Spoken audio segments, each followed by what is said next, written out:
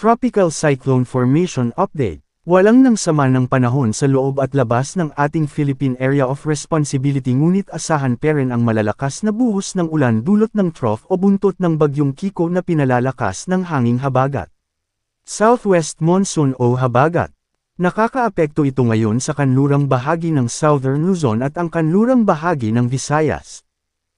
Dahil dito, makakaranas ng maulap na kalangitan na may kalat-kalat na pag-ulan, pagkidlat, at pagkulog na posibleng magdulot ng mga pagbaha o pagguho ng lupa dahil sa katamtaman hanggang kung minsan malakas na pag-ulan sa Ilocos Region, Batanes, Babuyan Islands, Apayao, Zambales, Bataan, at Occidental Mindoro.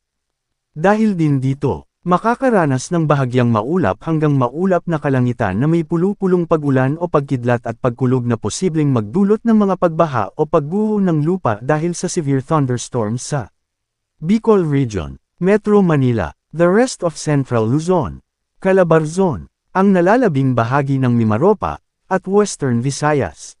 Localized thunderstorms.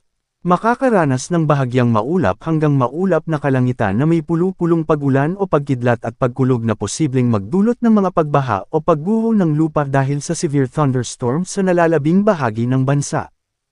Paalala, posibleng magbago pa ang forecast.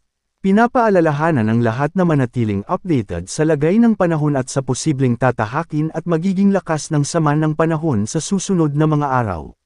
Manatiling nakatutok sa Weather Balita para sa bago pang updates. Don't forget to subscribe.